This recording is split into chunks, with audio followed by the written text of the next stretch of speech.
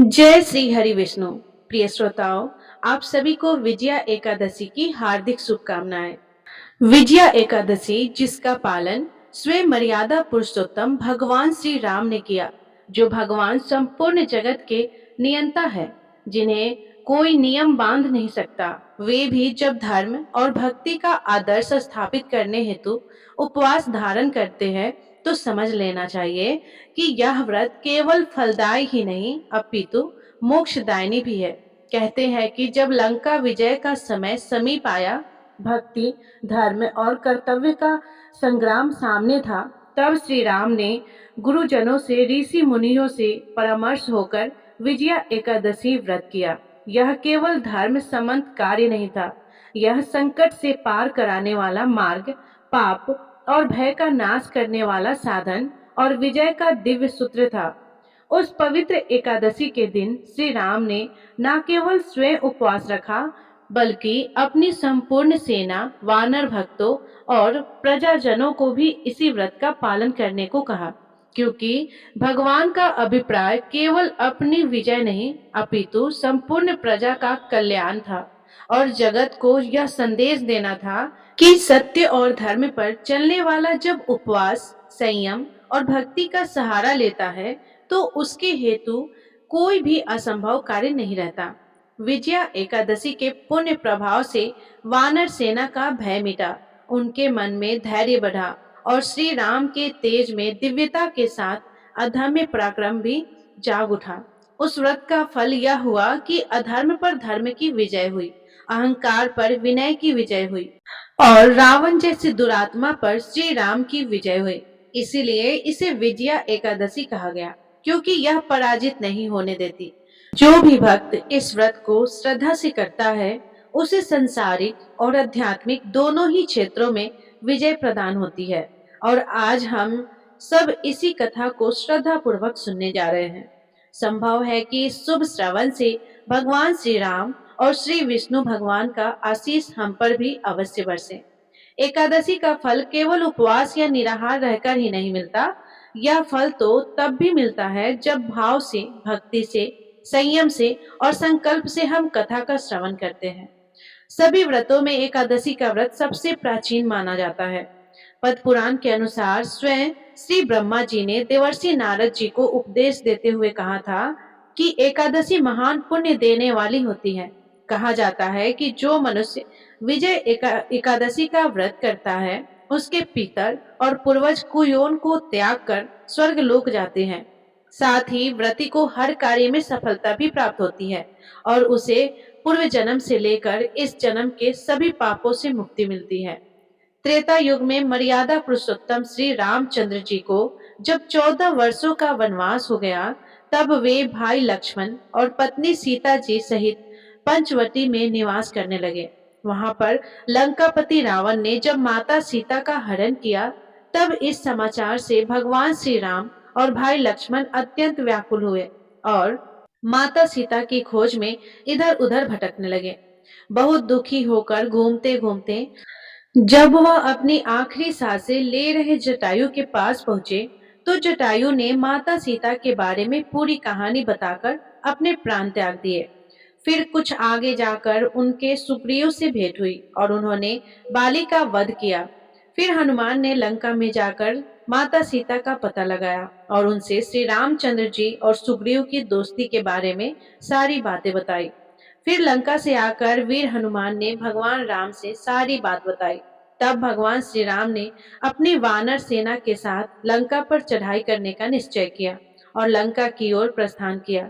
लेकिन जब श्री राम जी समुद्र के किनारे पहुंचे, तब उन्होंने उस विशाल समुद्र को गौर से देखा, जिसमें भयानक जलीय जीव जंतु थे, और वह सोचने लगे कि इस विशाल समुद्र को किस प्रकार से पार करके अपनी सीता के पास में जल्द से जल्द पहुंच सकूं। विशाल समुद्र को देखकर भगवान ने लक्ष्मण जी से कहा कि हम इस समुद्र को किस प्रकार से पार करेंगे। तब लक्ष्मण जी ने कहा, हे प्रभु, आप तो सब कुछ जानने वाले हो, आप आदि पुरुष हो। कृपया यहाँ से कुछ ही दूर पर कुमारी द्वीप है, जहाँ पर बगदालाव्य नाम के मुनि रहते हैं। उन्होंने अनेक ब्रह्मा देखे हैं और आप उनके पास जाकर इनका उपाय पूछिए, वह अवश्य बताएंगे। भाई लक्ष्मण के इस प्रकार के वचन सुनकर श्री रामचंद्र बगदा ऋषि के पास गए और उनको प्रणाम करके उनके पास बैठ गए। बगदा ऋषि ने उनके उन्हें पहचान लिया और पूछा, हे राम, आपका आना कैसे हुआ? तब श्री राम जी कहने लगे, हे ऋषि, मैं अपनी सेना सहित यहाँ आया हूँ और राक्षसों को जीतने के लिए लंका जा रहा हूँ, लेकिन समुद्र को पार करने का कोई उपाय बताइए, क्योंकि इस विशालकाय समुद्र को आसानी से पार कर लेना मेरी समझ से परे है। इसी खास उद्देश्य से मैं आपके पास आया हूँ। तब बगदाला भूमुनि बोले, हे राम, आपको अपनी परेशानी से छुटकारा मिल जाएगा। इसके लिए आपको फाल्गुन मास के कृष्ण पक्ष की विजया एकादशी का उत्तम व्रत करना होगा। इस व्रत के प्रभाव से विजय प्राप्त होती है। हे राम, यदि आप भी इस व्रत को सेनापतियों सहित करोगे तो आपकी विजय अवश्य होगी। तब राम जी ने ऋषि से कहे अनुसार इस व्रत को किया और इसके प्रभाव से लंका पर विजय प्राप्त की। भगवान श्री कृष्ण कहते हैं कि हे राजन, जो कोई मनुष्य विधि पूर्वक इस व्रत को करेगा तो तीनों लोकों में उसकी अवश्य विजय होगी। भगवान राम ने ऋषि के द्वारा बताए गए व्रत की विधि को पूछकर ऋषि को प्रणाम किया। फिर वहां से चले आए और समुद्र के किनारे बैठकर आराधना करने लगे और विजया एकादशी का व्रत करके भगवान राम ने अपनी समस्या का समाधान प्राप्त किया। भगवान श्री कृष्ण कहते हैं कि हे धर्मराज, जो मनुष्य इस व्रत को विधि विधान के साथ पुण्य करेगा उसकी दोनों लोकों में विजय होगी। श्री ब्रह्मा जी ने नारद जी से कहा था कि जो इस व्रत का महात्म्य श्रवण करता है या पढ़ता है उसे वाजपेयी यज्ञ की फल की प्राप्ति होती है। भगवान विष्णु की पूजन मात्र से मनुष्य की समस्त मनोकामनाएं पूर्ण होती है। हालांकि श्री राम भगवान शिव विष्णु भगवान के अवतार थे, फिर भी अपनी लीलाओं के चलते प्राणियों को सन्मार्ग दिखाने के लिए ही उन्होंने विष्णु भगवान के निमित्त इस व्रत को किया। इसीलिए विजय की इच्छा रखने वाला इस उपवास को करके अनंत फल का भागी बन सकता है। यह था विजय एकादशी व्रत का महात्म्य और कथा का वर्णन। सभी प्रेम से बोलिए विजया एकादशी की जय। एक बार अढ़ैया नाम के एक बहुत ही भोले भाले नवयुवक थे।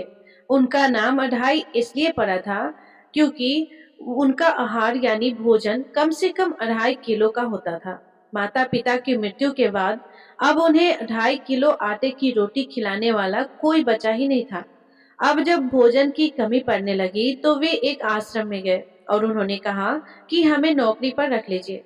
साथ ही उन्होंने आश्रम वालों को बताया कि वह तो 2.5 किलो भोजन पाते हैं।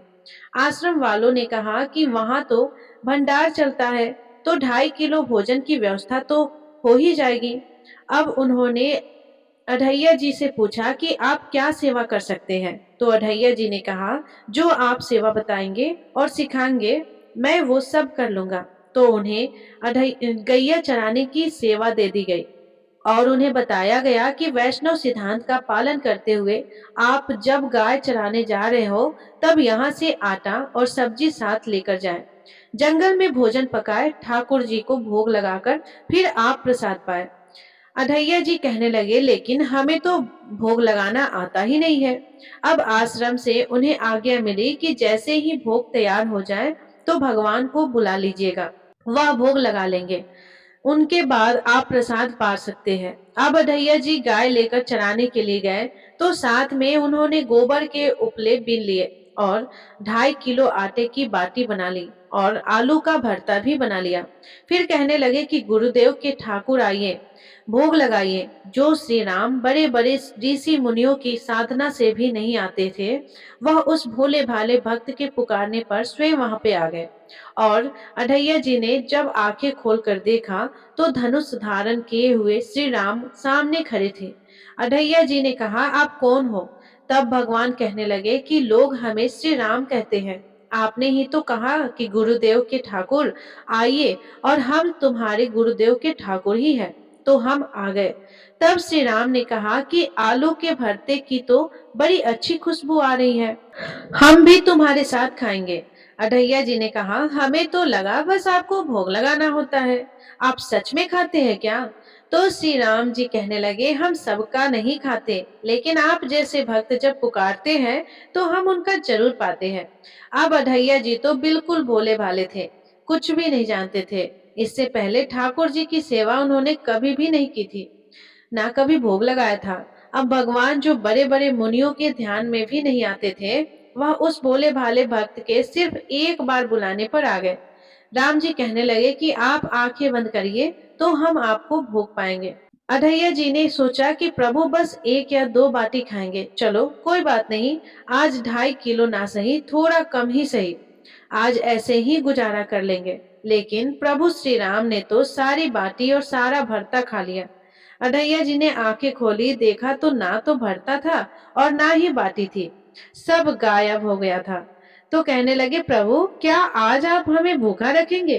तो भगवान श्री राम कहने लगे कि जानते हो, आपके गुरुदेव ने भोग लगाने के लिए क्यों कहा?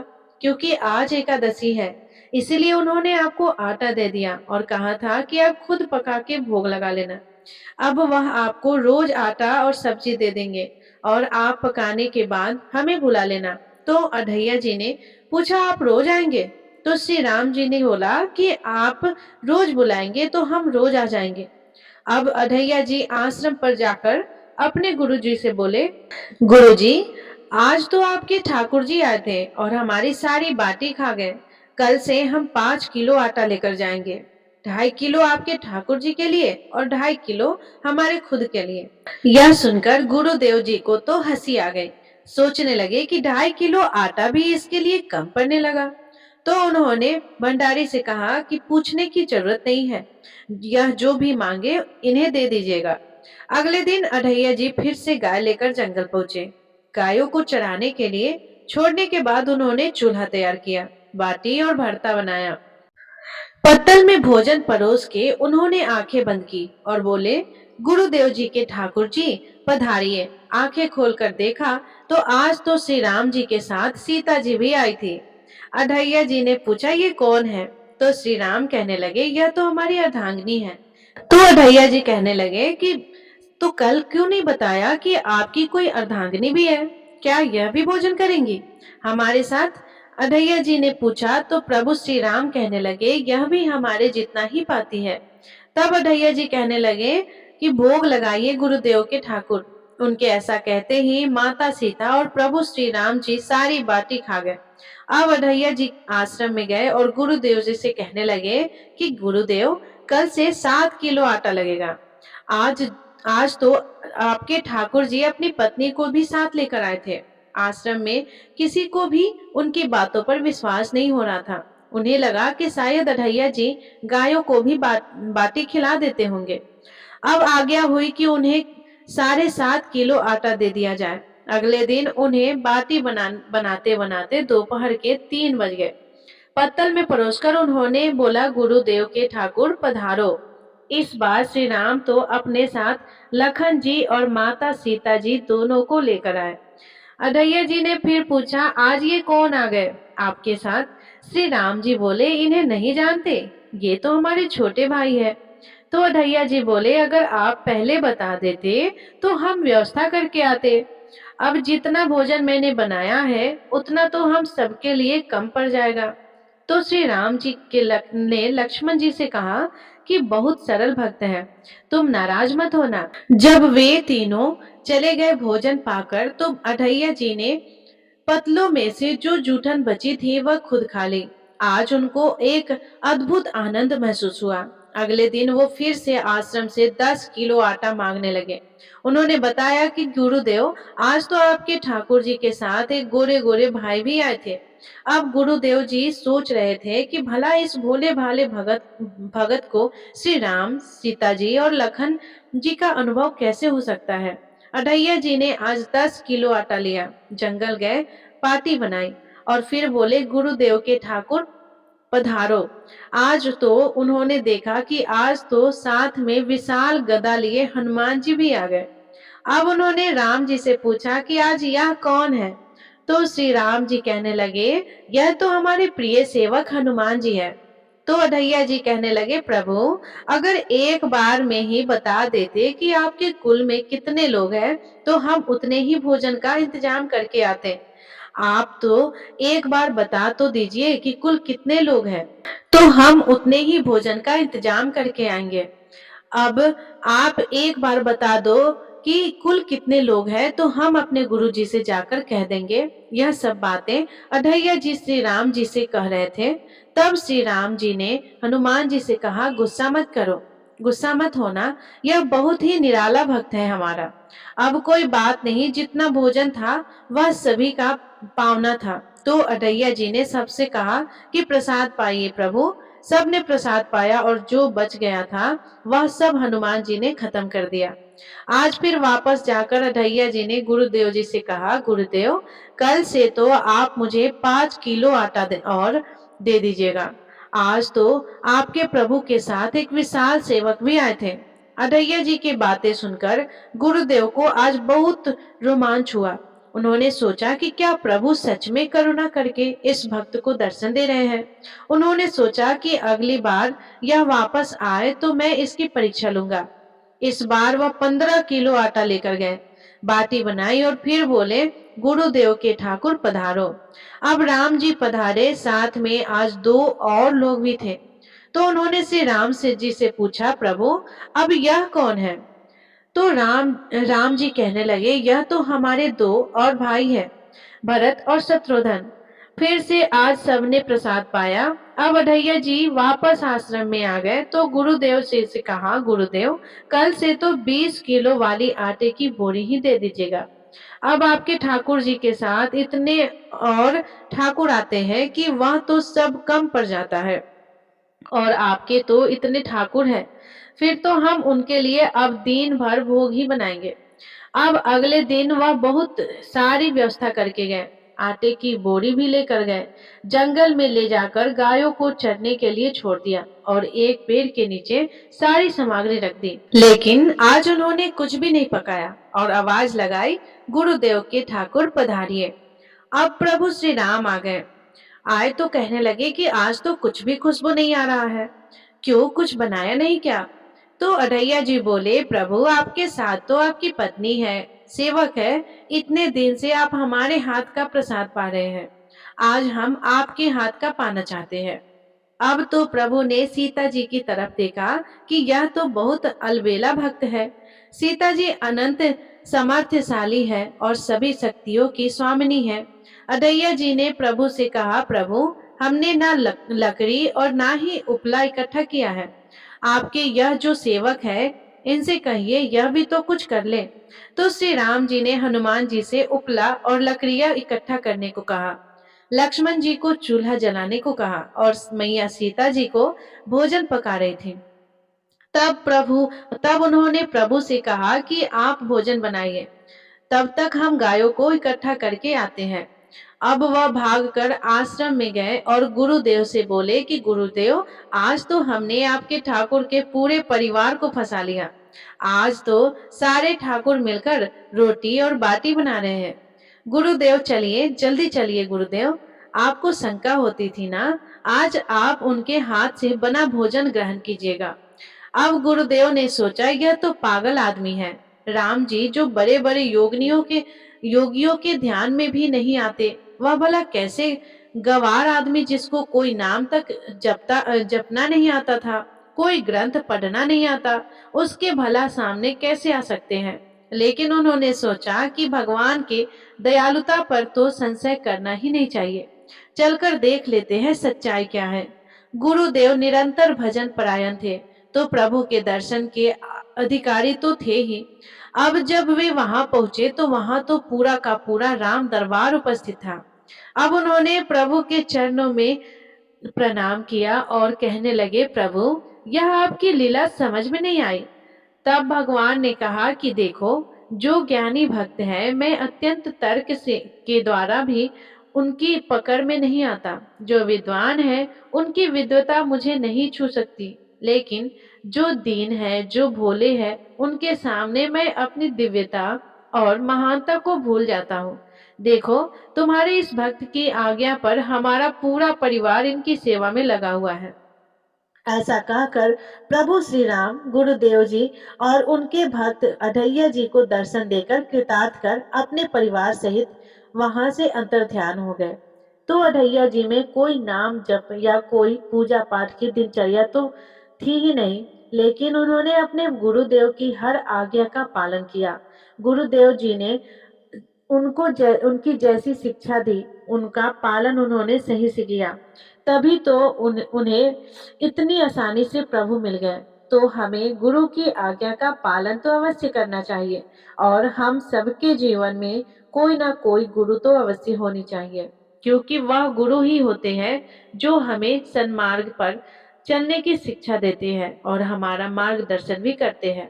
बिना गुरु के कभी भी किसी भी क्षेत्र में सफलता प्राप्त हो ही नहीं सकती। यह थी आज की कथाएं। प्रिय श्रोताओं, अब आइए तुलसी माता की कथा को सुनते हैं।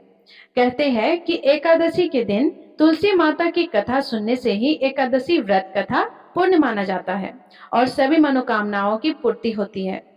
सावरणी मुनि की पुत्री तुलसी अपूर्व सुंदरी थी। उनकी इच्छा थी कि उनका विवाह भगवान नारायण के साथ हो। इसके लिए उन्होंने नारायण पर्वत की घाटी में स्थित बद्री वन में घोर तपस्या की। दीर्घकाल तक तपस्या करने के उपरांत ब्रह्मा जी ने प्रसन्न होकर दर्शन दिया और वर मांगने को कहा। तुलसी जी ने कहा, हे सृष्टिकर्ता ब्रह्मदेव, आप अंतर्यामी हैं, सबके मन की बात जानते हैं, फिर भी मैं अपनी इच्छा आपसे बताती हूँ। मैं चाहती हूँ कि भगवान श्री नारायण मुझे पति रूप में मिले। ब्रह्मा जी ने कहा, तुम्हारा अभिष्ट तुम्हें अवश्य मिलेगा। अपने पूर्व जन्म में किसी अपराध के कारण तुम्हें श्राप मिला है। इसी प्रकार भगवान श्री नारायण के एक पार्षद को भी दानव कुल में जन्म लेने का श्राप मिला है। दानव कुल में जन्म लेने के बाद भी उसमें नारायण का अंश विद्यमान रहेगा। इसलिए इस जन्म में पूर्व जन्म के पाप के समन के लिए संपूर्ण नारायण तो नहीं मिलेंगे, लेकिन नारायण के अंश से युक्त दानव कुल जन्म उस शाप ग्रस्त पार्षद से तुम्हारा विवाह होगा। शाप मुक्त होने पर भगवान श्री नारायण सदा सर्वदा के लिए तुम्हारे पति हो जाएंगे। तुलसी ने ब्रह्मा के इस स्वर को स्वीकार किया, क्योंकि मानव कुल में जन्म होने के कारण उस मायावी भोग को तो भोगना ही था। तुलसी बद्री वन में ही रहने लगी। नारायण का वह पार्षद दानव कुल में जलंधर के नाम से पैदा हुआ। कुछ दिनों बाद वह भ्रमण करता हुआ बद्री वन में आया। यहाँ तुलसी को देखते ही वह उस पर मंत्रमुग्ध हो गया। तुलसी के सामने उसने अपने विवाह का प्रस्ताव रखा। इतने में ही महाब्रह्मा जी आ गए और तुलसी से कहा, तुलसी, जलंधर को देखो, कैसा देवो उसका स्वरूप है। दानव कुल में जन्म लेने के बाद भी लगता है जैसे इसके शरीर में नारायण का वास हो। तुम प्रस्ताव को सहज स्वीकार कर लो। तुलसी को भी लगा कि उसकी तपस्या पूर्ण हुई, उसे इच्छित फल मिला है। जलंधर के साथ उसका गंधर्व विवाह हो गया और वह जलंधर के साथ उसके महल में पत्नी बनकर आ गई। जलंधर ने अपनी परम सुंदरी सती साध्वी पत्नी तुलसी के साथ बहुत दिनों तक राज्य किया। उसने अपने राज्य का इतना विस्तार किया कि देवलोक तक उसके अधिकार में आ गए। स्वर्ग का सुख भोगने वाले देवताओं की दशा भिखारियों जैसी हो गई।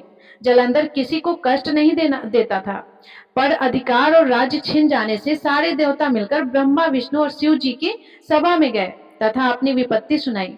ब्रह्मा जी ने कहा, तुलसी परम साध्वी है, उसका विवाह जलंधर से मैंने ही करवाया था। जलंधर को तब तक नहीं हराया या मारा जा सकता है जब तक तुलसी से छल न किया जाए। भगवान श्री हरि विष्णु जी ने कहा, जलंधर पूर्व जन्म में मेरा पार्षद था। श्राप के कारण उसे दैत्य कुल में जन्म लेना पड़ा। इस जन्म में भी मेरा अंश उसमें व्याप्त है। साथ ही तुलसी के पतिव्रत धर्म से वह अजय है।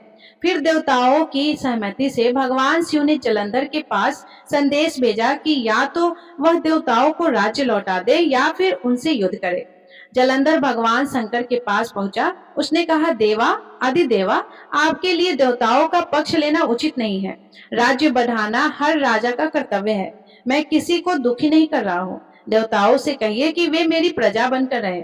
मैंने आपका कोई भी अपमान नहीं किया है। हमारा आपका युद्ध शोभा नहीं देता। अगर आप हार गए तो बड़ी लज्जा की बात होगी। मैं हार गया तो आपकी कीर्ति बहुत अधिक नहीं बढ़ेगी। भगवान शंकर फिर हंसने लगे। वे तो सब रहस्य समझते थे। तुलसी और जलंधर के पूर्व जन्म के श्राप की अवधि लगभग पूरी हो चुकी थी।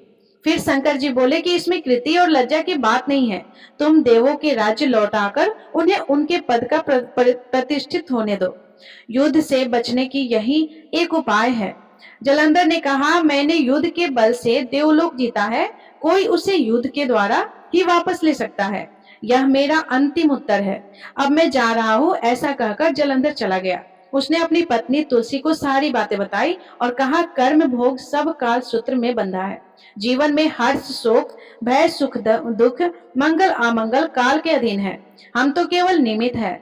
संभव है भगवान शिव देवों का पक्ष लेकर मुझसे युद्ध करे। तुम चिंता मत करना, तुम्हारा सती तेज मेरी रक्षा करेगा। दूसरे दिन भगवान शंकर के नेतृत्व में देवताओं ने युद्ध छेड़ दिया। जलंधर ने भीषण वाणों की वर्षा कर उनका वेग रोका। उसके प्रहार से देवता डगमगाने लगे। उसने दानवी शक्ति का प्रयोग कर मायावी युद्ध आरंभ कर दिया। युद्ध स्थल पर वह किसी को भी दिखाई नहीं देता था, पर उसके अस्त्र शस्त्र प्रहार कर देवों को घायल कर रहे थे। देवग अपने अस्त्र चलाए तो किस पर चलाए, क्योंकि कोई शत्रु सामने था ही नहीं। कई दिनों तक इस तरह भयंकर युद्ध चला और जलंधर पराजित नहीं हुआ। तब शिव जी ने विष्णु से कहा कि विष्णु, कुछ तो उपाय करो, अन्यथा मेरा तो सारा यश मिट्टी में मिल जाएगा। विष्णु जी ने सोचा कि बल से तो जलंधर को हराया नहीं जा सकता, इसलिए छल का सहारा लेना ही पड़ेगा।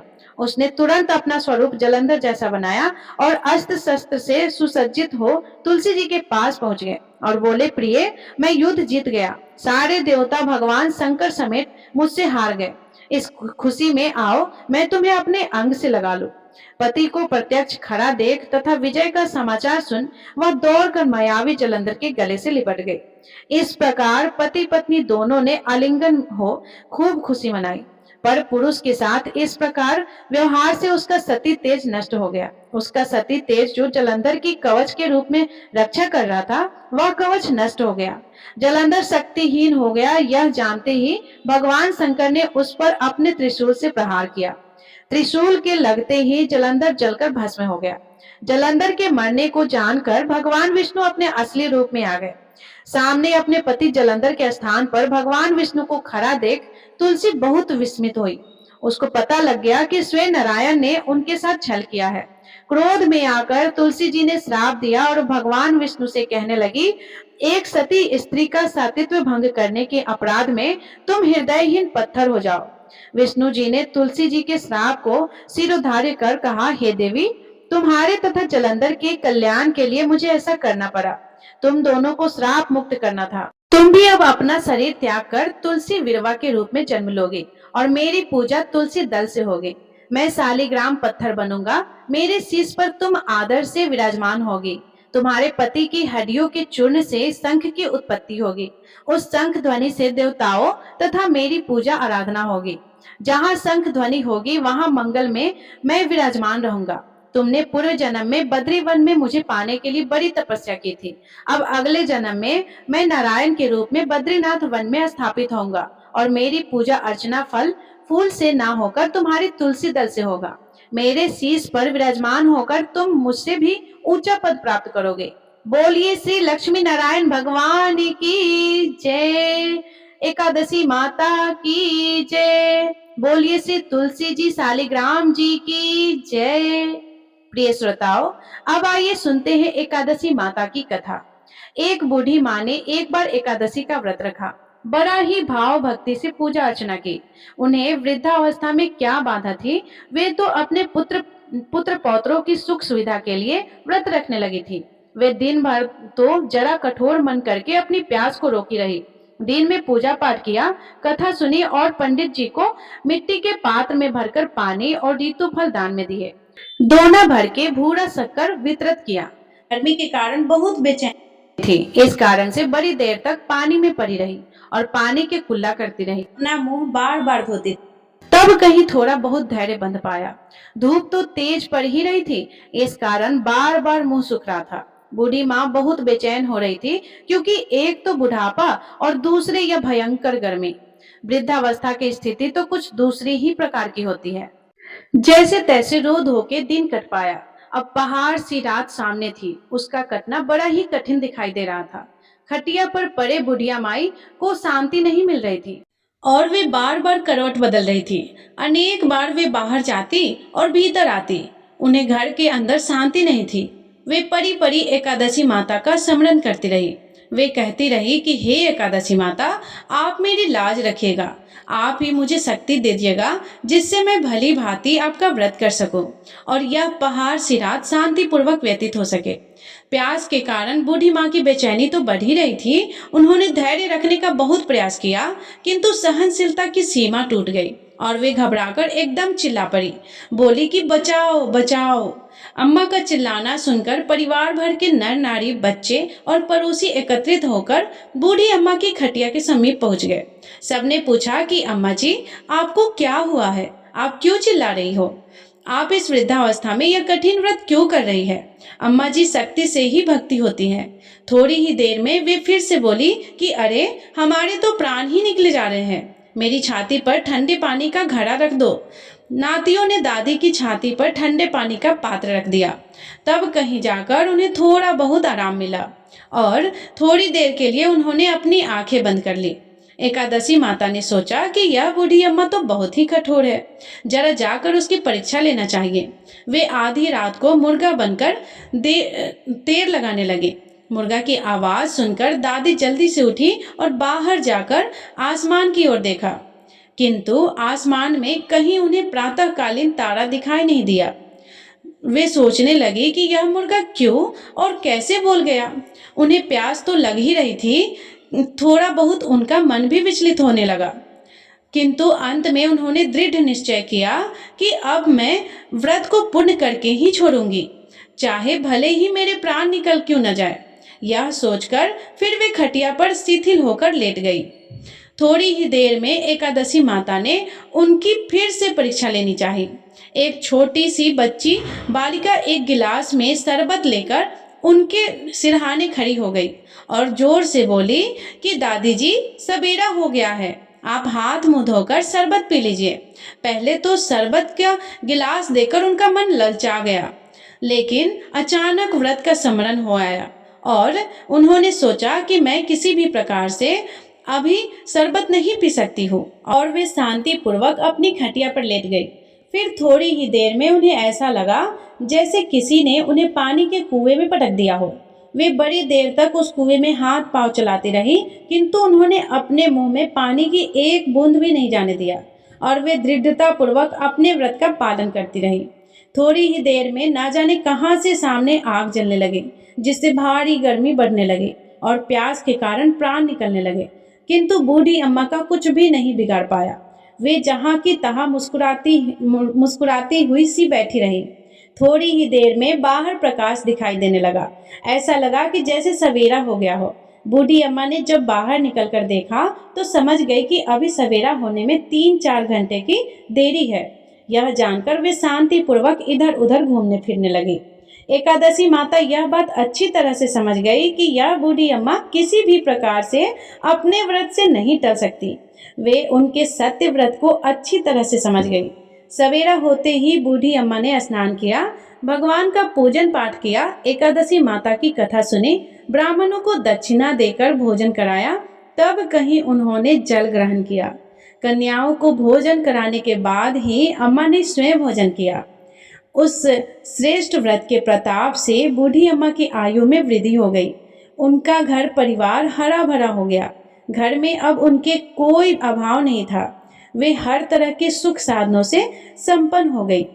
नाती नातिन से उनका घर भर गया और वे उसी दिन से 12 महीने की एकादशी का व्रत करने लगी। एकादशी माता के व्रत के प्रभाव से इस संसार में हर प्रकार के सुख भोगकर अंत में बैकुंठ धाम को चली गई। जैसे एकादशी माता ने बूढ़ी माता और उनके परिवार को हरा भरा किया, ऐसे ही हे एकादशी माता, इस कथा को सुनने, कहने और हुंकार भरने वाले सारे भक्तों के परिवार को ऐसे ही हरा भरा रखना और उनकी सभी मनोकामनाओं को पूर्ण करना।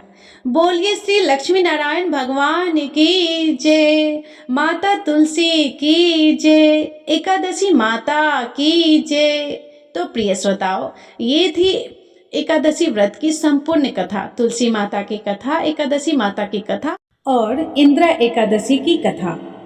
यदि ये कथा आपको पसंद आई हो तो वीडियो को लाइक जरूर कर दीजिएगा और कमेंट तो जरूर कीजिएगा, क्योंकि आज एकादशी है और एकादशी माता के लिए जय श्री हरि विष्णु लिखना तो बहुत ही जरूरी है, क्योंकि आज तो विष्णु भगवान हम सभी पे प्रसन्न होकर हमारी इच्छाओं को पूर्ण करते हैं।